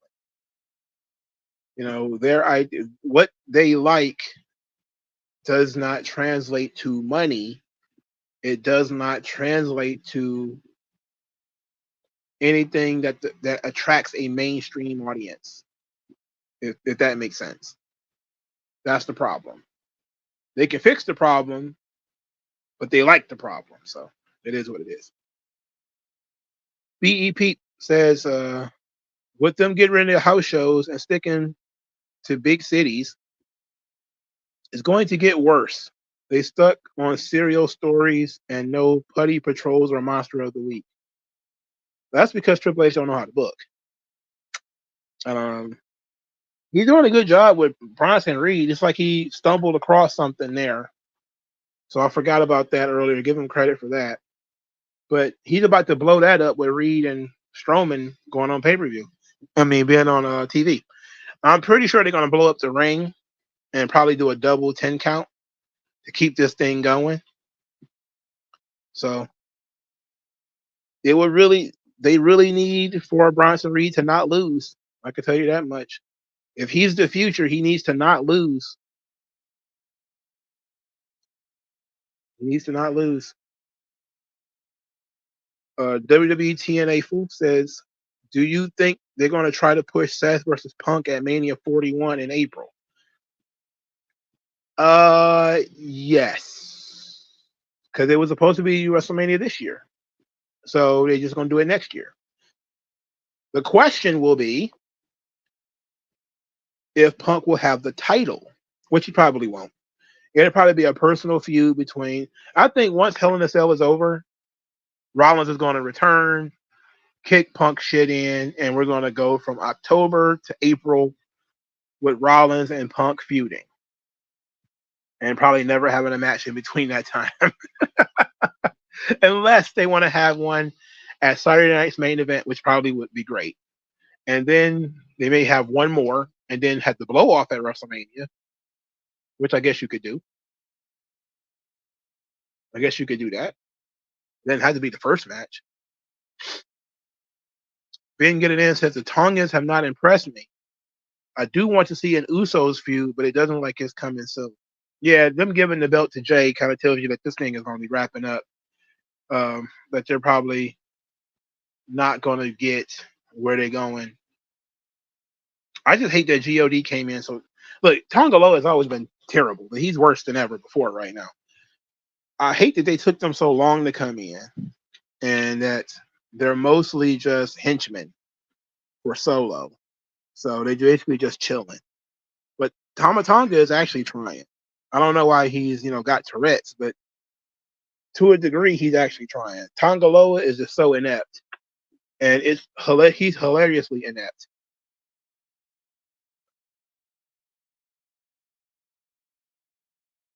He's real bad. Juice, I'm a big NXT fan, so Breaker, Stratus, Oba, and Trick are my favorites. Do you think any of these will be respected on the main roster? Well, you see what's going on with Brian Breaker right now. Oba Femi, my God, there's a license to print money with that guy, so clearly Sami Zayn's going to pin him. And Trick Williams, you can forget it. Vince would probably like Trick Williams. The way he talks, the way he moves, the way he looks. I think Vince would probably really get a kick out of Trick Williams. Triple H, though, probably not. He probably won't even get it. It'll have to be something that's forced on him by the audience, I think. But Trick Williams he's money. He could be one of your top guys in the future. That's felt the same way about Montez Ford. They won't even give him the shot. Like imagine if Montez Ford was to wrestle for like a U.S. title or something. Just wrestle for it. Just get in there and mix it up with some top guys. And you could do that stuff too with tag teams. You know, Montez Ford and the Street Profits, they've been together for so long. You can put, you know, Dawkins in the corner and let Tez go in there and work with somebody, with a top guy. You know, with a Kevin Owens or, you know, Randy Orton or something. Just to test his mettle. You can do that. Why didn't Vince like Bronson Reed? Didn't give him a chance and just fired him. I think part of that was the Triple H stuff. I think another part of that is that he's bulbous and short. Like, he's a big round guy, but he's like 5'8". He's very short. I think this was like big Bronson Reed. He's more like bulbous Bronson Reed. The M Studios. How would you make KO interesting if you was a booker? Turn him heel. That instantly makes him more interesting. I would have had him turn heel. What was that? Bash in Berlin. I'd have had him turn heel then after he lost the match. You know, or shortly before he lost the match or something. Some way to make him interested. They're slow rolling this thing. They're slow rolling it. Where sometimes things are better when they're sudden.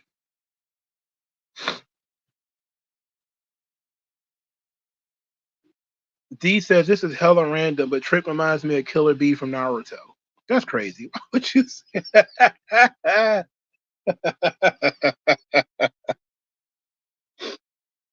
He reminds me of like Black Dynamite or something like that. You know, like jive talking, smooth. They're trying to make him like sympathetic and serious and everything, and that works. But Trick Williams got to be like Shaft in my book. You know, he's too cool for a lot of the other bullshit that everybody's got going through. You know, make him somebody that the dudes want to be and the girls want to be with. That works. I think that's the pocket for Trick Williams. KO should be in the hardcore division. No, he should be in the Continental Classic, whatever that is. Triple H booking is very one note. He only knows how to book factions and break up factions. He doesn't even book factions well because the factions suck. Why are they even in factions? Like, Judgment Day has, you know, a reason to exist now. They kicked Damian Priest and Rhea Ripley out. You know, they have told us why they don't like those guys. But the LWO, why are they together? Just random Latinos thrown together. Why? Why are there random Latinos hanging around with Rey Mysterio? You know? And it doesn't matter whether they win or lose. Like, there's no you know, like at this point in his career, you could turn Rey into like a coach, you know? And your version of turning Rey heel, because you can't turn Rey heel in my opinion, would be him being rough with these guys. Like, him trying to toughen them up and smarten them up and everything. That could be like your closer to being a heel Rey, where he's not cheating, pushing them to cheat, but like being overbearing. You know, that could be something that could be fun at least to make it interesting. You know, but at this point, Zelina goes out there, she loses in 3 minutes. Nobody mentions it. You know, they never talk about it. There's no conversation. There's no apology. There's no Rey, I let you down or nothing. There's no Rey like going to talk to her, trying to figure out how they can fix the problem. She's been losing for months. Fucking Joaquin Wilde and those guys, they've been losers for the last 6 months. There's just no Dragon Lee been losing for weeks and weeks and weeks and weeks of losses. Just nobody says anything. Nobody cares. And when you book that way, then people will just not react when people come out. You have to give people a reason to care. There has to be consequences for losing. You know, even if Rey was trying to give people tough love and just being tough on them, that could be something that you could play into later, where some people seem to take to it and they appreciate it, while other people feel like he's talking down to them, and you could build heat with that. And you can always have Dominik in somebody's ear, like, yeah, he was like this when I was a kid, yada yada yada. There's 100 different ways you can do things that can make this interesting. The reason you build a faction is not just so you can throw people together, it's just so that these personalities can bounce off of each other. If everybody has the same personality or nobody has any personality, then what is the point of this? The point is to accentuate the personalities of everybody involved. That's why the Bloodline worked. They individualized the Usos. Sami Zayn got an opportunity to be front and center. Roman got the opportunity to be Roman. Solo got the opportunity to be an addition to the roster. Heyman got an opportunity to do stuff. That's how it works. That's how it works. You find somebody's like and their dislike, their triggers, what motivates them, what depresses them, what upsets them, and you work with that. These people are just thrown together and they're just together every damn week for no reason. And they're just together. They're together this week because they were together last week. Like this Pure Fusion Collective. What is the point of them? What do they exist for? What do they exist to do? How did they even come together and for what reason? They don't talk to each other. They only talk to random microphone holders in the back. GK Aaron, what's up, my dog? Triple H botched so many feuds, it's ridiculous, if we're being honest. He botched a lot of feuds. M Studio said, even though I like Sami Zayn, he doesn't have as much character as he used to. That's because he's a babyface now, and they chose not to utilize what makes him endearing. Instead, they try to make him a badass who is walking around challenging the world champion to a fight, and the world champion is saying no. Like, that works in this context only because Sami Zayn has already beaten him. But in most other situations, he should be trying to work his way towards the title. Much like when Danielson wanted to be the champion, he had to work his way up.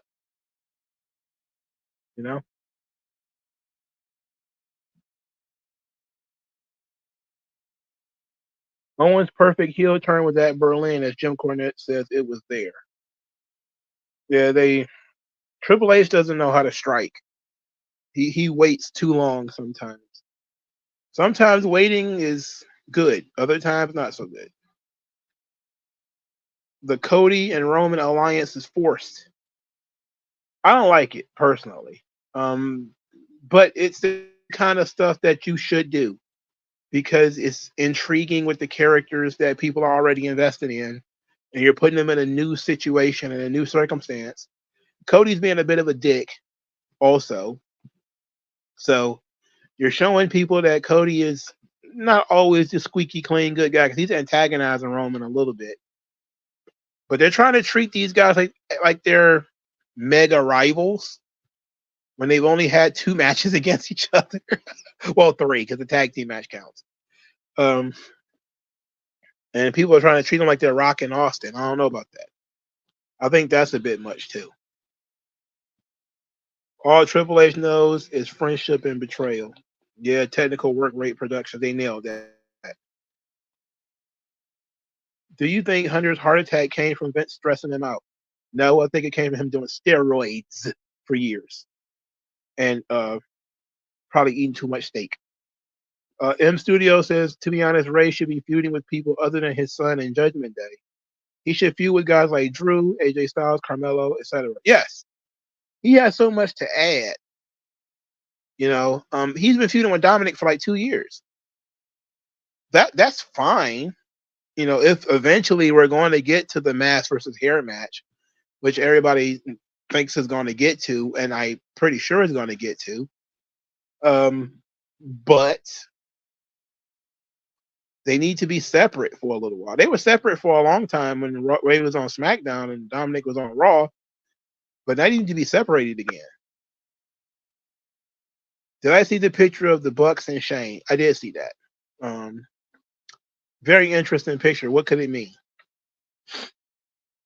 Should WWE eliminate the tag team titles for trios titles because they have so many factions?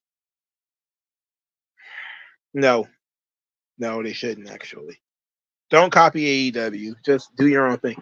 A trios belt might be fine for NXT or something because it's NXT and you can do different things down there. But they need to just use their tag team titles. If Xavier Woods turns on Kofi, how many catering tables do you see them occupying backstage on a weekly basis? Well, one, because they're going to sit right across from each other. But I also heard that Big E's supposed to be trying to come back. So maybe that's what they're teasing. I heard that it's going to be a couple of more tests that they're running to see whether he can come back. He still has not formally retired, but he has said that he's okay not wrestling anymore. So maybe he's going to retire. Maybe he's considering retiring. If I was Big E, I'd retire personally. I mean, or I'd just be in a corner of these guys and take a bump every now and again or whatever. But that neck injury was serious, and you could tell it scared him. So I probably would give it on up. The M Studio says, honestly, I feel like WWE needs a huge reset creatively. Raw has been okay, but SmackDown sucks. Product as a whole is stale.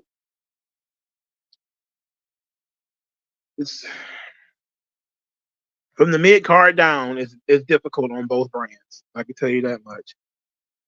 And even Gunther, he is very much an old school heel, a very old school wrestler, where he's not super entertaining, going to crack jokes and make you laugh. He's much like a Lou Thesz, Dory Funk Jr., Jack Briscoe type of character, where he's legitimate, and his legitimacy is what makes him interesting. And with Gunther, you're always selling the match. You're not trying to sell moments. But that's a problem because WWE is all about moments. And Gunther even said it himself, like the past WWE is not anything he wanted to be a part of.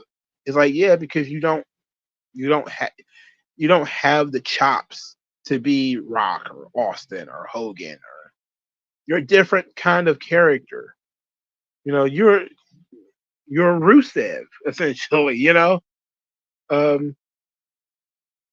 I like Gunther. I like his matches. I think the Imperium character worked. They got rid of it. The fasciste type of character. The wrestling Nazi. Vince probably would be too little ham-fisted with it. I think Triple H has been very subtle with that level, that character, and I think that's good. I think Vince would have been a little ham-fisted. I think it would have been armbands and Hugo Boss outfits, everything except a swastika. He might have been wearing weird hats, an actual brown jacket. Like, nah, man, you're overdoing it. Why do you think babyface champions don't usually work? Babyface champions work absolutely. The problem is always going to be who's on the other side. Who's your heels? The better your baby faces work better when your heels are strong. You have weak heels, you're gonna have weak babyface champions. And that's the problem with Cody right now. They booked Cody so goddamn strong that nobody else can get over on him and nobody else can believably beat him right now. So because Cody is invincible and bulletproof, there's no heat. There needs to be some heat. There needs to be a belief that Cody could lose. So they have not done that. Mark Smith says, how soon until Tony Khan puts down the pen and hire a booker? I don't think so. I think he's in for the long haul. He's in for the permanent run. Tony Khan's not giving up the book for nothing in the world. This is what he's been waiting for. And if he ever was to, let's say, told to give up creative, he probably would just pull his money out of it and close up shop.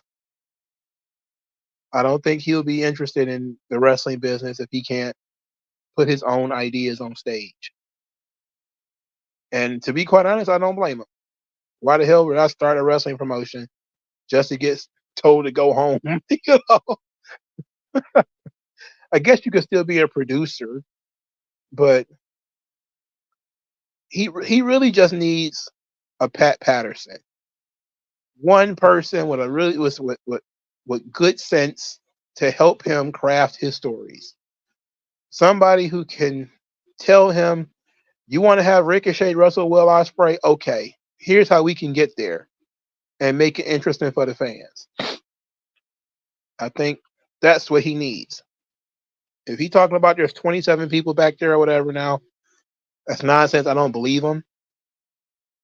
I know there's a team now, it's a committee now or something like that, but no, he's going to tap out rather than.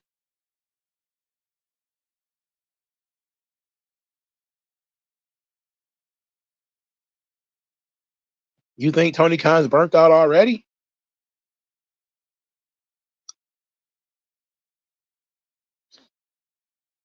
A Cody Homelander run. You know, I've never seen The Boys, so I don't know how that works. But Cody, I don't think he ever wants to turn heel. I don't think he ever wants to be a heel. I think he wants to be like Dusty. And Dusty was a forever babyface. And I think that's what he wants to do. He'll eventually turn heel, I guess. Once he starts slipping, he'll probably become more like Ric Flair. But right now, he wants to be Dusty. And Dusty always wanted to be the top babyface. So there it is. How would I book Cody's turn? Will he go the Homelander route like above, or will he be like Ozymandias, misguided good guy going off the deep end who ends up doing dirty?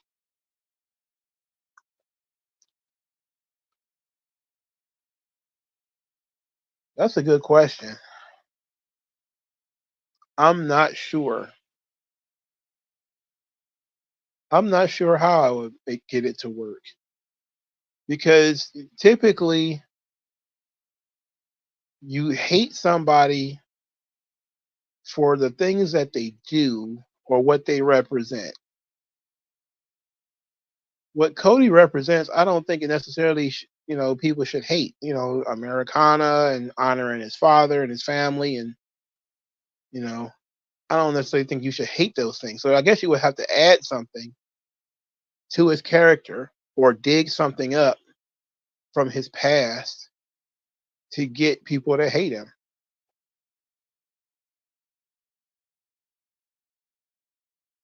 That's a good question.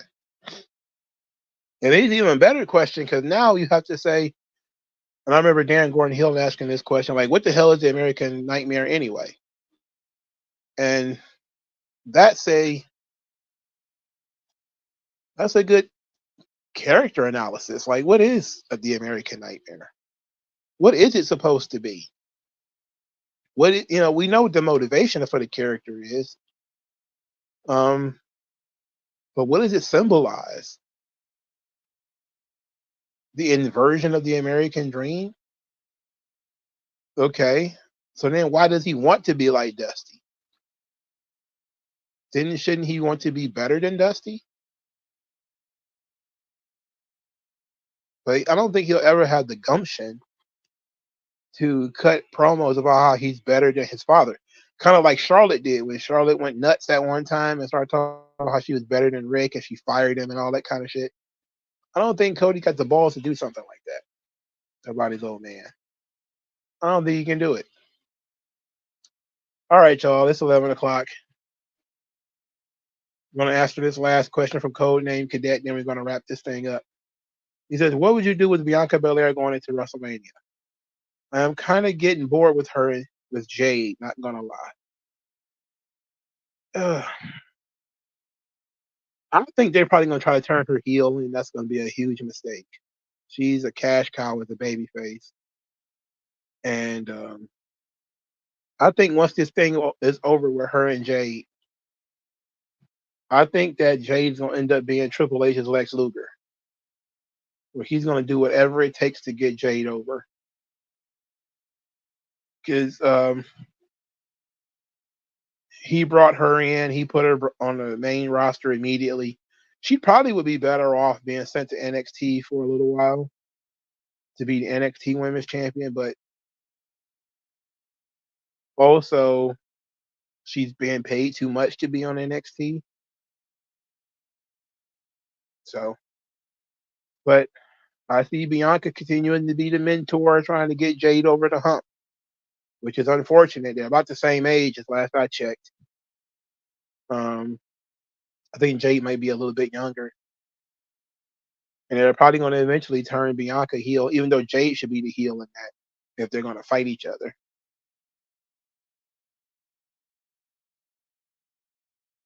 Appreciate everybody. We're going to answer this last one since it's here. With Vince winning the steroid trial, why do you think people always associate as a negative towards him, even though it's probably one of his biggest W's? Because the media led you to believe that he was guilty. And even the way that they talked about it in the documentary was weird. Like, you see everybody saying, I don't think he was guilty. I don't think he did this, but blah, blah, blah, blah, blah, blah, blah, blah, blah, blah. And Shoemaker even talked about, well, there's talks about, witness tampering and witness intimidation. And I'm like, what the fuck? Is there evidence? Those are crimes, right? Payoffs and everything. Like, those are crimes, brother. And that's why they keep talking about it, the way that they talk about it. And plus, once you're like Vince McMahon, they believe he did everything that people say that he did. If they said Vince McMahon went to the moon, dug up a rock, threw it from the moon to Earth, and hit, Jimmy Snuka in the head with a rock from the moon, they believe it. They try to find some way to believe it. And it's kind of ridiculous. He can never be innocent. And this is one of the weird things where the theme of the show is what's the difference between Mr. McMahon and Vince McMahon? And that's one of those situations where Mr. McMahon is so goddamn dastardly that there's no lows that he won't reach.